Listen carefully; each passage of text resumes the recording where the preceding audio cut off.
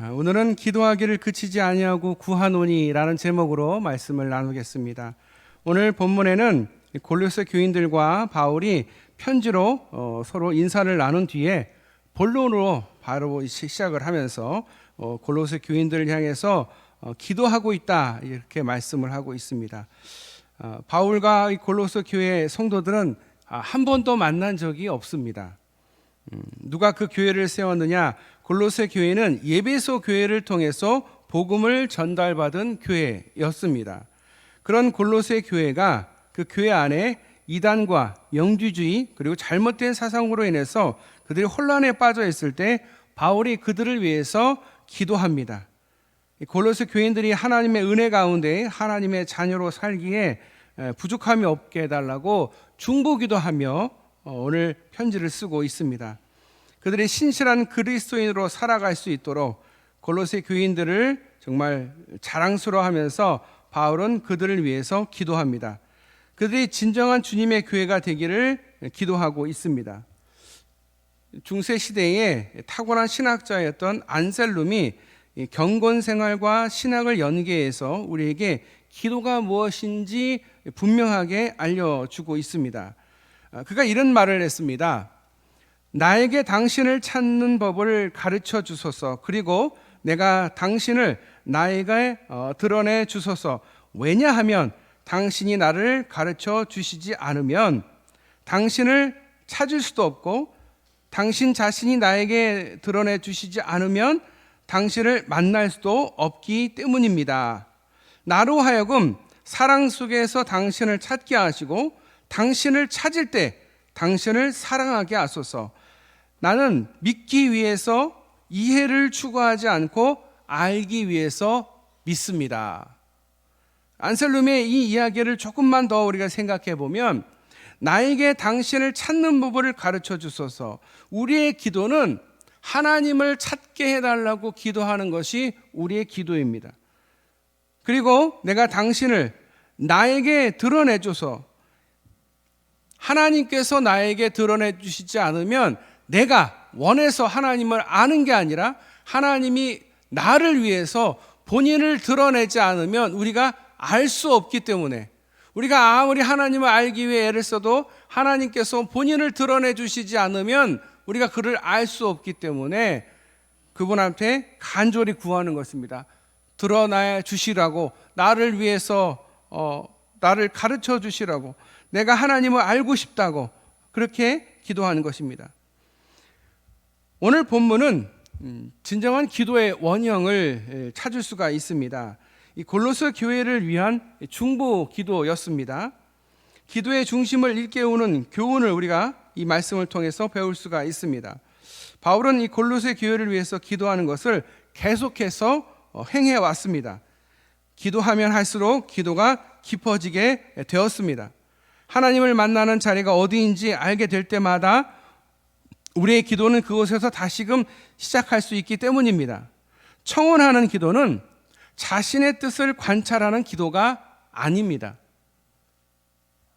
다시 한번 말씀드립니다. 청혼하는 기도는 자신의 뜻을 관찰하는 기도가 아닙니다.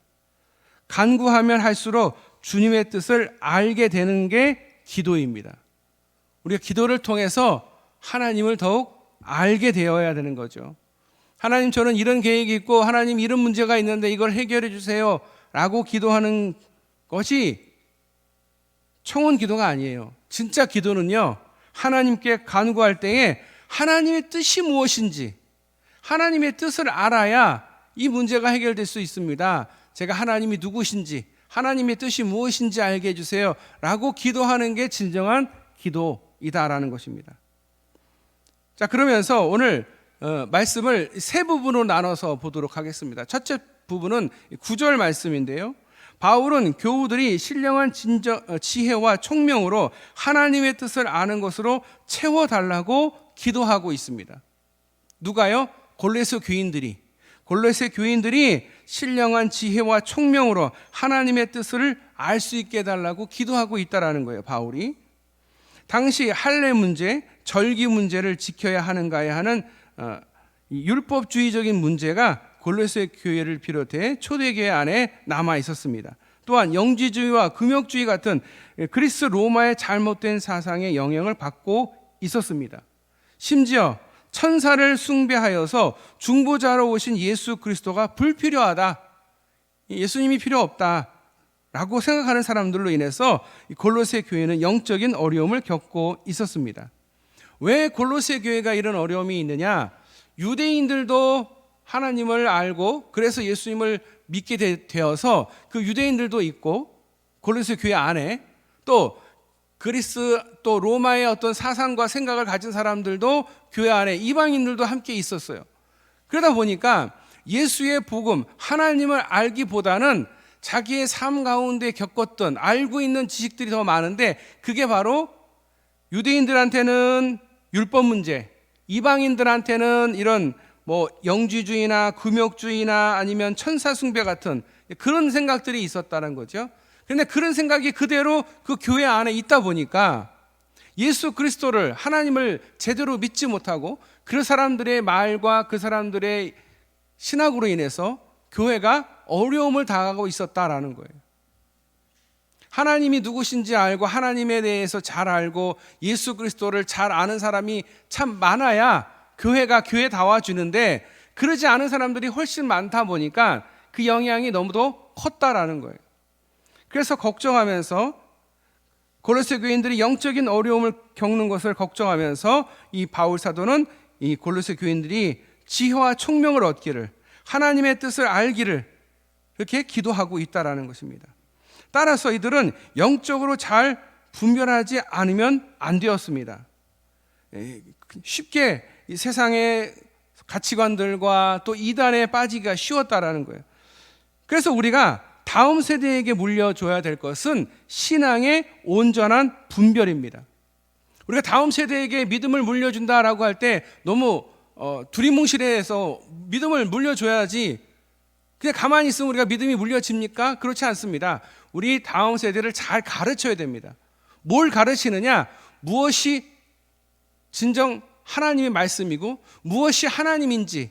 그래서 그들이, 다음 세대가 이방인들, 아니 이단이나 사입이나 잘못된 시각과 잘못된 사상에 빠지지 않도록 바른 온전한 분별을 할 수 있도록 우리가 가르칠 필요가 있다라는 거예요. 우리 또한 마찬가지입니다. 우리 또한 이단의 잘못된 가르침이나 잘못된 이 세상의 풍조나 세계관에 빠지지 않기 위해서 우리가 항상 기도해야 된다는 것입니다.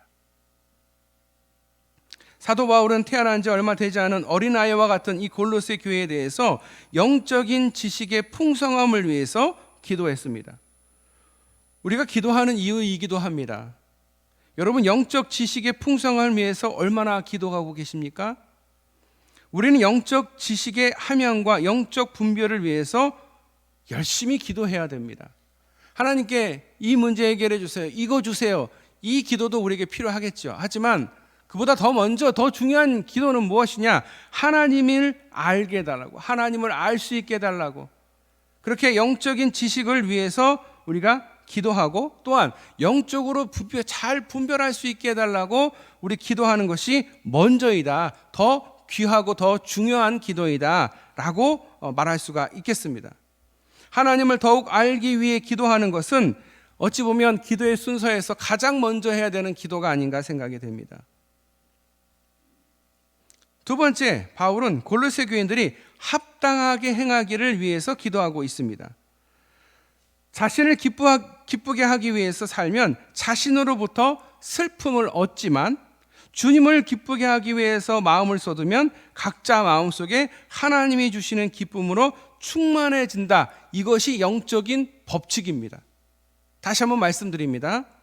자신을 기쁘게 하기 위해 살면 자신으로부터 기쁨이 나오는 것이 아니라 슬픔이 나온다라는 거예요. 여러분, 우리는 한계가 있는 인간이고 피조물이에요. 아무리 우리를 기쁘게 하기 위해서 우리가 애를 써도 우리를 기쁘게 해줄 수는 없어요.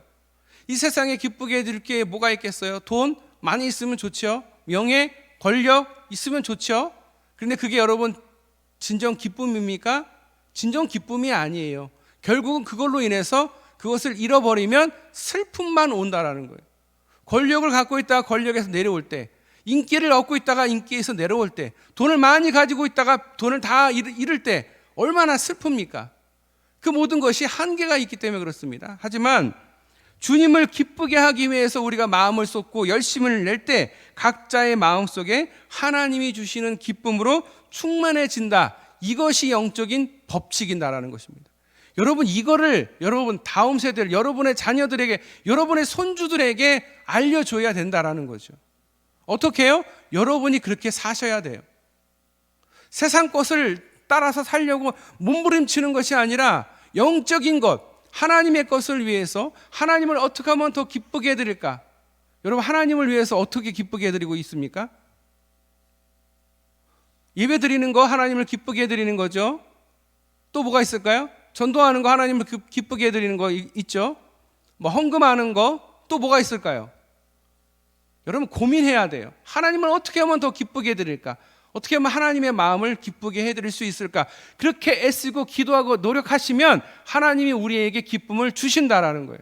그게 영적인 법칙인데 자꾸 우리는 세상의 법칙으로 이 세상이 최고로 꼽는 것들을 자꾸 쫓고 그거를 사랑하다 보니 결국 그것으로 인해서 상처받고 슬픔만 있게 된다는 거예요. 여러분, 하나님을 기쁘게 해드리는 저와 여러분 되시기를 축복합니다.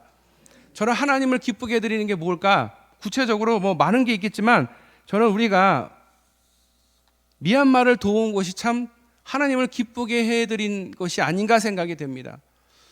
우리 지난주에도 말씀을 드렸지만 우리 교회에서 원래는 이제 올해 준비를 해서 사실은 이제 올해 미얀마를 갈 계획이었지만 이제 미얀마가 지금 여행 금지 구역 국가이기 때문에 그렇기도 하고 미얀마 상황이 좀 많이 좋지가 않아서 올해 이제 가지를 못하고 원래는 이제 내년 초에 내년에 가기로 했죠. 내년에 올해 적금을 들고 내년 초에 만기가 되면 그 만기된 걸로 원래는 선교를 가려고 했었어요.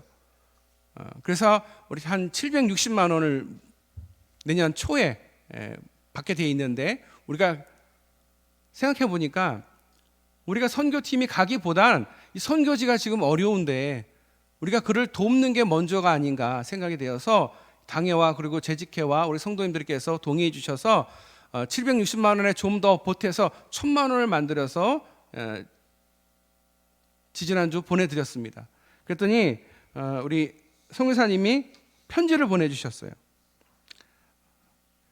주 안에 존경하는 위임 목사님과 사랑하는 태장교회 성도 여러분, 문안드립니다.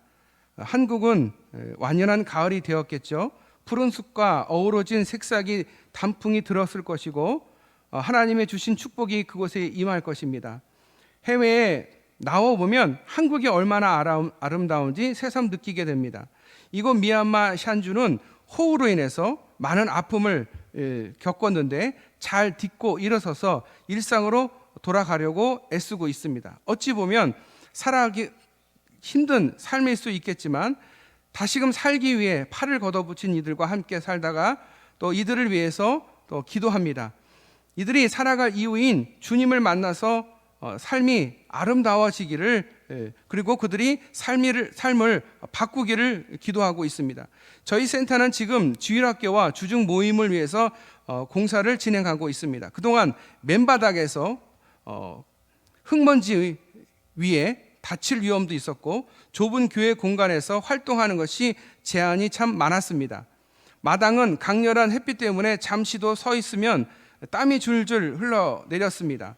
이번 태장교회 성도님들께서 큰 사랑으로 선교비를 보내주셔서 얼마나 큰 기쁨이 되는지요. 이제는 비가 와도 뜨거운 태양이 내리쬐도 걱정 없이 멋지게 이 공사를 통해서 이제는 교회 안에서 함께 할 수 있게 되었습니다. 바닥공사, 지붕 확장 공사, 전기 공사, 뒷문 공사, 기쁜 소식을 하루도 빨리 전해드리고 싶어서 이 편지를 띄웁니다.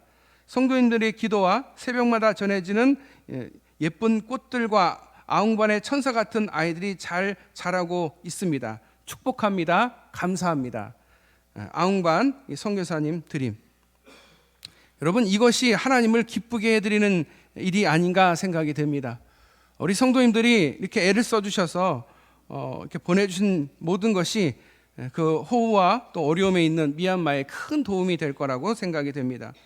우리가 하나님을 사랑하는데 그냥 사랑하는 것으로 끝나는 것이 아니라 이렇게 열심을 가지고 선교비를 보내고 노력할 때에 하나님이 기뻐하시고 또 기뻐하시면 반드시 우리의 마음속에 더 큰 기쁨으로 함께 하실 줄 믿습니다.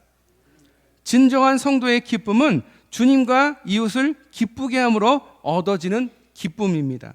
주님이 기쁘게 하시는 것은, 주님을 기쁘게 하시는 것은 주님께 합당히 행하는 것입니다. 합당하게 살아감으로써 모든 일에 주님을 기쁘게 해드리는 것입니다. 우리는 주님의 성도입니다. 그렇다면 주님의 뜻을 구하고 살아가야 하는 것입니다. 기도하는 사람이라면 매일의 삶에서 주님의 뜻을 구하는 사람일 것입니다.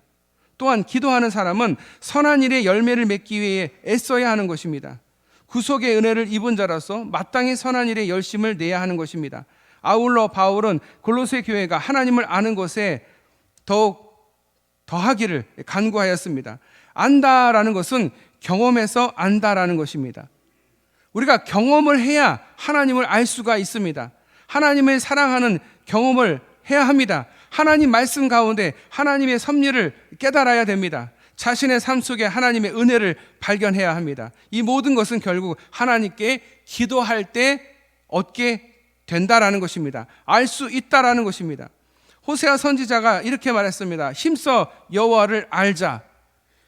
그렇게 외친 것도 하나님께 합당하게 행하기 위해서, 하나님을 아는 지식이 채워지기 위해서, 그래야 하나님을 기쁘게 하고 하나님의 선한 열매를 맺을 수 있기 때문에 그렇습니다.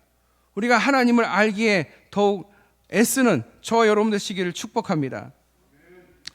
마지막 세 번째, 바울은 골로새 교회에 하나님의 능력이 덧입혀지기를 간구하고 있습니다. 하나님이 주시는 은혜와 믿음으로 강하게 되어서 끝까지 참고 견디기를 간구하고 있습니다. 기도하고 있습니다. 골로새 교인들이 겪어야 할 과제는 이단과의 싸움이었습니다. 이 싸움은 인내 없이는 안 되는 과정입니다. 하나님이 주시는 그 믿음과 골로새 교인들의 그 인내가 필요하기에 이를 위해서 기도하는 것입니다. 오늘 우리가 가장 필요한 것은 무엇이겠습니까? 솔제니친이라는 노벨 문학상을 수상한 러시아 소설가가 반체제 지성인으로 서방 세계로 추방이 되었습니다. 이분이 1978년 미국 하버드 대학에 와서 강연을 하면서 이런 말을 했습니다. 우리가 너무나 많은 희망을 정치적 사회적인 개혁에 두어 왔다. 그러나 결국 깨달은 것은 우리는 우리의 가장 중요한 것, 즉 영적 생활을 상실했다라는 것이다. 정치를 개혁하고 사회를 개혁하고 경제를 살린다고 하였지만 인간에게 가장 중요한 것은 정치도 경제도 사회도 아니라 영적 생활이다. 이것을 우리가 잃어버리고 있다라고 말하고 있습니다. 여러분, 경제가 어렵습니까? 사회가 어렵습니까? 정치가 어렵습니까? 이걸 다 개혁해야 된다라고 생각합니까? 더 중요한 것은, 우리가 잃고 있는 것은 영적 생활을 우리가 잃어버리고 있다는 사실을 결코 잊어서는 안 됩니다. 물론 다 중요합니다. 다 중요하지만 우리가 더 중요하게 생각하고 먼저 생각해야 될 것은 우리는 그리스도인이다라는 사실입니다. 우리 세상 가운데 살지만, 그래서 우리 세상 가운데 사니까 사회도 중요하고 정치도 중요하고 경제도 중요합니다. 다 이거 개혁하고 살려야 되지만 더 중요한 건 우리가 영적인 생활에 게으르면 안 된다라는 사실입니다. 영적 생활에 게으르면 안 됩니다. 영적 생활에 우리가 주를 이루어야 되는 거예요. 주는 다른 게 아니에요. 다른 거 위해서 열심히 뛰는 게 먼저가 아니라 주를 위해서 영적인 생활하는 게 먼저다라는 것이죠. 골로새 교인들에게 필요한 것은 우리에게 필요한 것입니다. 그것이 뭡니까? 영적인 생활입니다. 영적인 생활. 바울이 중보했던 이유도 우리에게 진정한 필요한 부분입니다. 누가복음 2장 52절에 예수님께서 성장하실 때 사람들이 그것을 보고 이렇게 얘기하죠. 지혜와 키가 자라며 하나님과 사람 앞에 더욱 사랑스러워져 가시더라. 지적으로 육체적으로 성장한 것을 강조하는 내용입니다. 그러나 사회적 영적인 성장은 뒷전입니다. 더욱 영적 성장은 불필요하다라고 생각을 합니다. 그러나 우리에게 중요한 것은 영적인 성장입니다. 우리가 나이를 아무리 먹고 신앙생활을 아무리 오래 해도 영적으로 성장하지 못하고 그대로 있으면 그냥 미성숙한 그리스도인일 뿐입니다. 그러면 말과 행동에서 다 드러납니다. 얼마나 미성숙한 그리스도인인지가 다 드러나요. 그냥 가만히 있을 때는 잘 몰라요. 교회 정말 잘 나오고 신앙생활을 오래 했으니까 다 믿음이 좋겠지라고 생각을 하는데 막상 그의 행동과 말에서는 그게 보이질 않는 거죠. 나무는 열매를 보고 알 수가 있는 거예요. 저 나무가 무슨 나무인지 잘 모르지만 그 나무가 열매를 맺을 때 저건 대추나무구나, 저건 복숭아나무구나, 저거는 사과나무가 알 수가 있는 것입니다. 우리가 아무리 믿음을 갖고 있다 하더라도 우리가 어떤 삶을 살아가고 어떤 열매를 맺느냐가 중요한 것입니다. 그것을 통해서 우리가 참 그리스도인인지 아니면 미성숙한 그리스도인인지 성숙한 그리스도인지를 알 수 있게 된다라는 사실입니다. 그래서 이 골로새 교인들이 어린아이와 같지 않기를 사도 바울은 끝까지 기도하고 있는 것입니다. 영적 성장이 필요하다. 여러분 잘 아시는 그 마더 테레사 수녀, 그가 일일 묵상집에 이런 말을 기록했습니다. 서방 세계의 정신적인 빈곤은 우리 인도 국민의 물질적인 빈곤보다 훨씬 더 심합니다.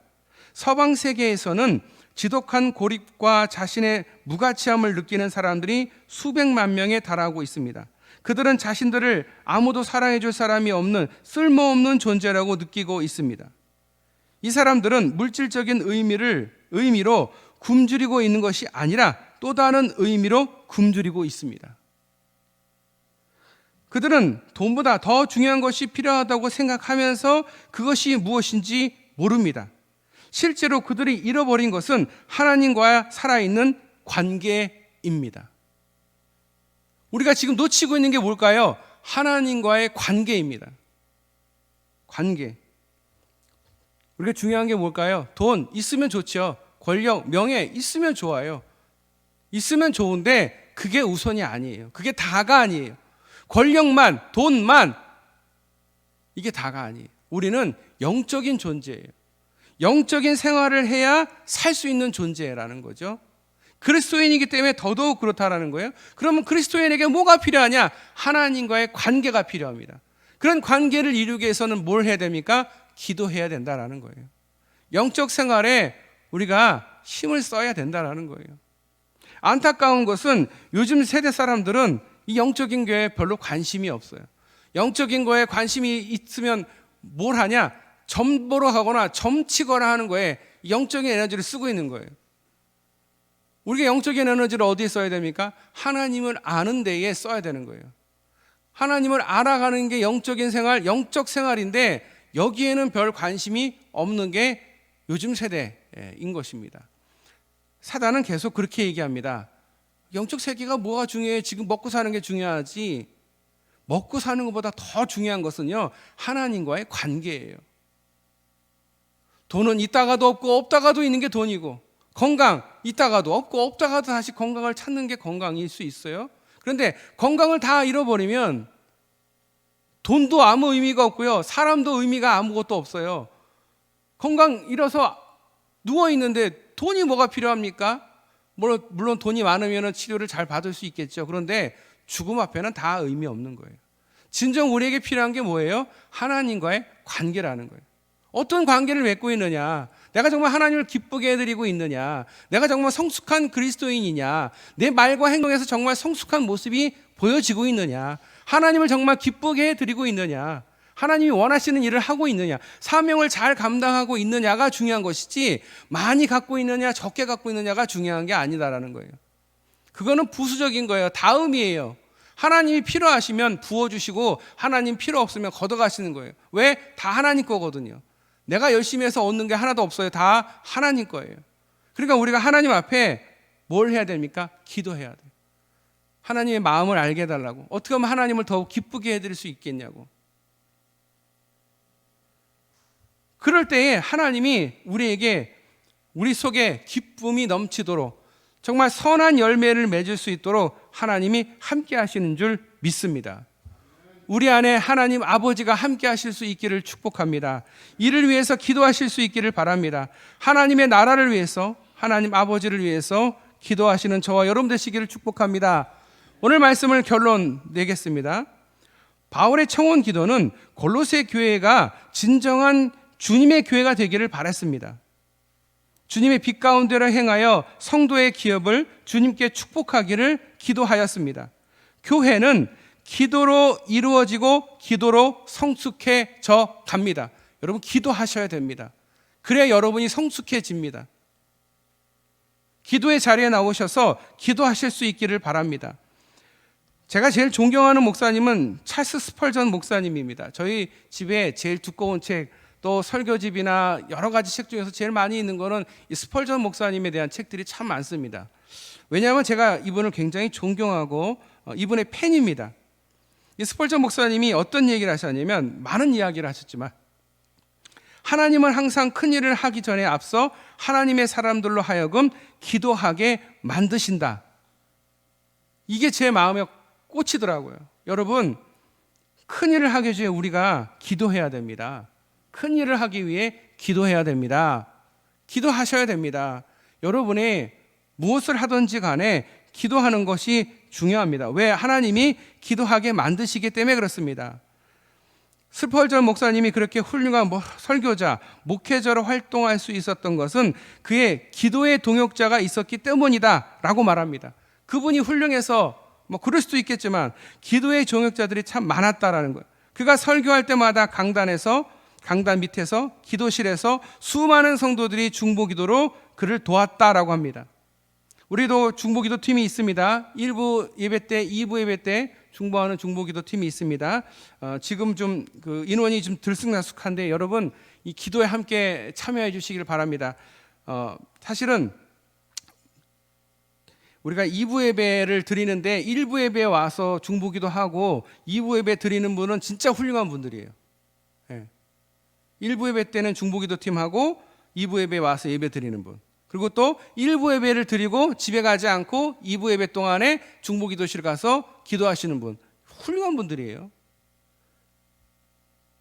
이런 분들이 계셔야 우리가 영적인 힘을 얻게 되는 것입니다. 교회가 세상을 이길 수 있습니다. 섬길 수가 있습니다. 우리가 돈만 있다고 세상을 섬길 수 있는 게 아니라 우리가 기도로 섬겨야 돼요. 기도로 주님의 뜻이 무엇인지 깨달아야 할 때에 우리가 그것을 할 수 있거든요. 그래야 우리가 주님을 더욱 기쁘게 해드릴 수 있거든요. 우리 교회가 더욱 주님을 기쁘게 해드리는데 앞장서는 교회가 될 수 있기를 여러분 기도해 주시기를 바랍니다. 기도하겠습니다. 하나님, 우리 세상 가운데에 주님을 섬기면서 동시에 세상의 이웃들을 잘 섬길 수 있도록 저희들에게 지혜를 주시고 기도할 수 있게 하여 주시옵소서. 영적인 생활에 우리가 마음을 쏟게 하여 주시옵소서. 스펄전 목사님께서 하나님을 항상 큰 일을 시작하기에 앞서 하나님의 사람들로 하여금 기도하게 만드신다라고 하셨는데, 이 말에 우리 모두가 동의합니다. 하나님, 우리가 모든 일 앞에 기도하게 하시고 하나님 앞에 여쭙게 하시고 하나님을 더욱 기쁘게 해드리는 우리 모든 성도들 다 되게 하여 주시옵소서. 무슨 일을 하든지 간에 하나님께 먼저 묻고 하나님의 은혜를 구하고 하나님이 응답하실 때에 움직일 수 있도록 우리에게 인내와 믿음을 허락하여 주시옵소서. 우리 성도들 더욱 성숙한 그리스도인 될 수 있도록 주님 붙들어 주시옵소서. 오늘도 주님의 은혜를 간절히 구하며 우리를 구원하신 예수님의 이름으로 기도드리옵나이다. 아멘.